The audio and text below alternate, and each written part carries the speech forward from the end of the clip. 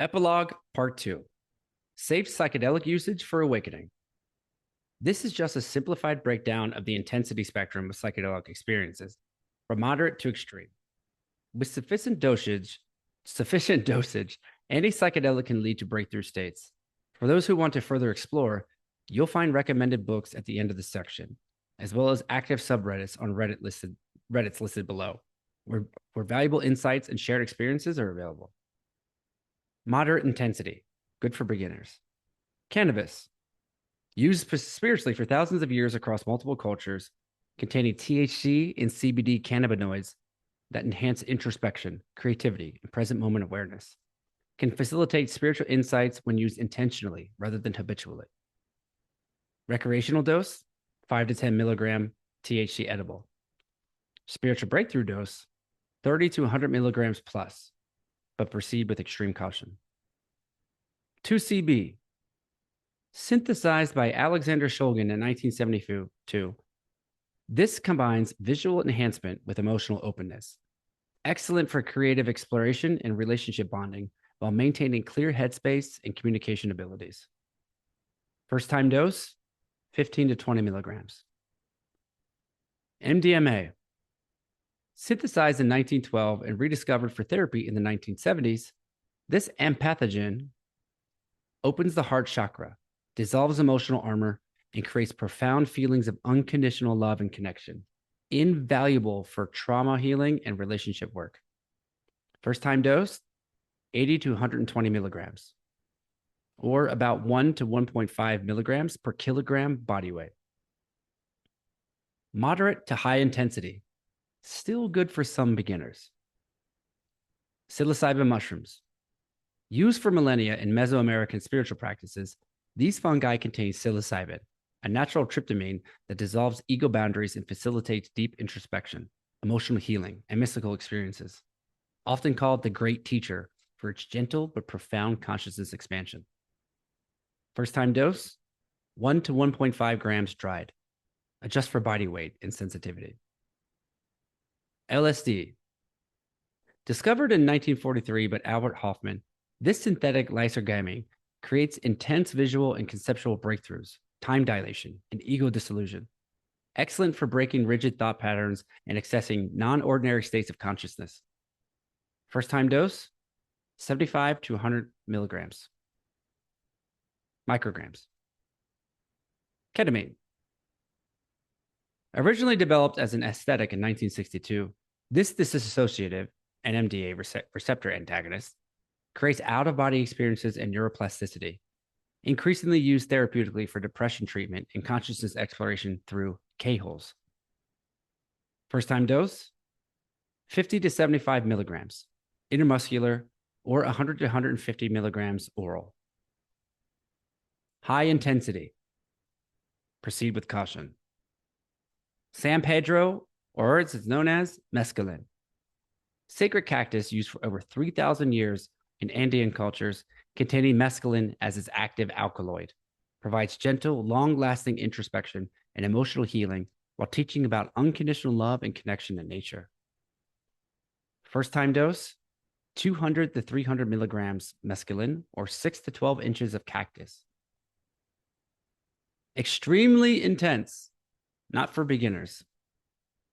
Ayahuasca, sacred Amazonian brew containing DMT from Catruna leaves and MAOIs from ayahuasca vine, used for centuries by indigenous shamans, provides direct access to otherworldly realms and entities, teaching about the nature of reality beyond physical existence.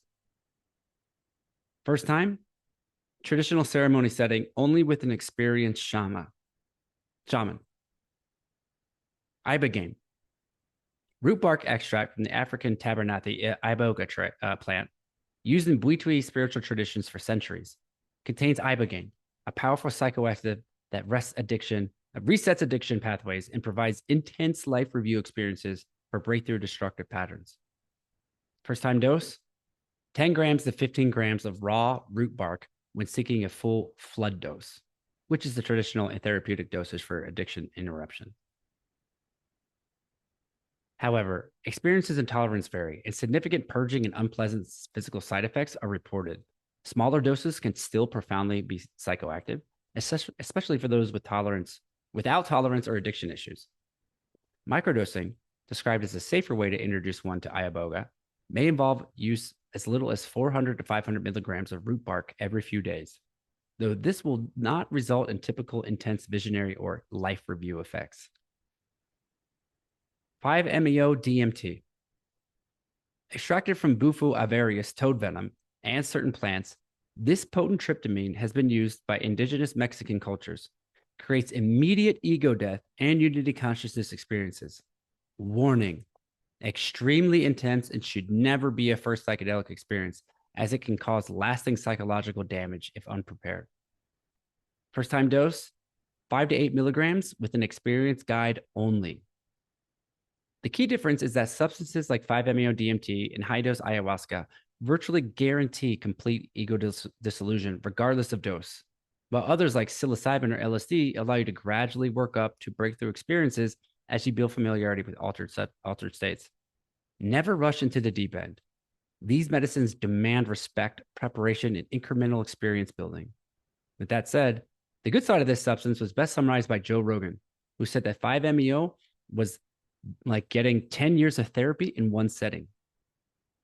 On the other side, people have reported experiencing nightmarish realms that seem to last for many years. These realms can be seen as screaming with agony, wishing the trip was over. The process of assimilating back into this reality can take weeks, months, or even years. This is the end-all, be-all of all the substances on Earth. Popular combinations. Hippie flip. MDMA plus psilocybin mushrooms. Take MDMA first, add mushrooms 2 to 3 hours later for a heart-opening visionary experience. Candy flip. MDMA plus LSD. Take LSD first, add MDMA 3 to 4 hours later for euphoric consciousness expansion. A Jedi flip. MDMA plus LSD plus psilocybin. Expert level combination requiring extensive experience with each substance individually. A Nexus flip. 2CB plus MDMA. Gentle introduction to combination experiences. Critical safety warnings and contraindications. Dosing variables. All doses depend heavily on body weight, individual sensitivity, medications, and tolerance. Some people are natural hardheads, requiring higher doses or even THC activators, like myself, while others are extremely sensitive. Always start slow and work up gradually. These dosage recommendations are starting points, not guarantees. I've had terrifying K-holes and beautiful ketamine experiences with the same substance. One person might have complete ego dissolution on 1 gram of mushrooms, while another feels nothing on 3 grams. The difference also often comes down to how many factors that many factors that are beyond our control. And so testing slowly and ramping up is the only way to go. If the LCS wants you to break through, it can happen on any dose of any substance, even supposedly beginner amounts. Kundalini awakening. If you're experiencing active Kundalini energy, absolutely avoid all psychedelics. The combination almost guarantees psychiatric hospitalization and can cause permanent psychological damage. Once Kundalini is active, your psychedelic days are essentially over. Vata constitution. In Ayurvedic terms, people with a high Vata constitution, which are anxious, scattered, thin-billed, irregular digestion, often have extremely sensitive nervous systems and may react unpredictably to psychedelics. Proceed with extra caution. Mental health contraindications. If you have severe mental health issues, reality disassociation problems, schizophrenia, bipolar disorder, or struggle with baseline psychological stability, psychedelics can trigger lasting psychotic episodes. Do not use these substances if you're already having trouble distinguishing reality. Medication interactions. SSRIs significantly dampen effects. MAOIs create dangerous interactions with MDMA and DMT. Antipsychotics block psychedelics significantly, and lithium can cause seizures when combined with psychedelics. You'll need to properly wean off medications or take higher doses to get the desired breakthrough results. There are many cheat sheet guides that can help you there.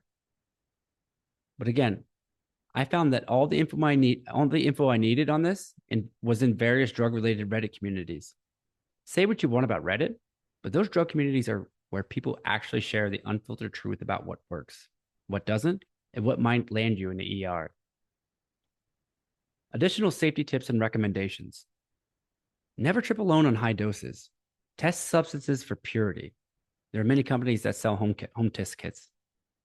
Have benzos, Xanax and Valium, on hand as trip killers. Stay hydrated, but don't overdrink water on MDMA. And always have a trusted sober sitter present. These are educated suggestions based on general patterns. Before trying anything, visit the dedicated subreddits like the subreddit Shrooms, the subreddit LSD, subreddit 2CB, or subreddit MDMA, etc., etc., etc., where moderators post comprehensive safety guidelines. These communities offer anonymous advice from experienced users and practical tips that actually work.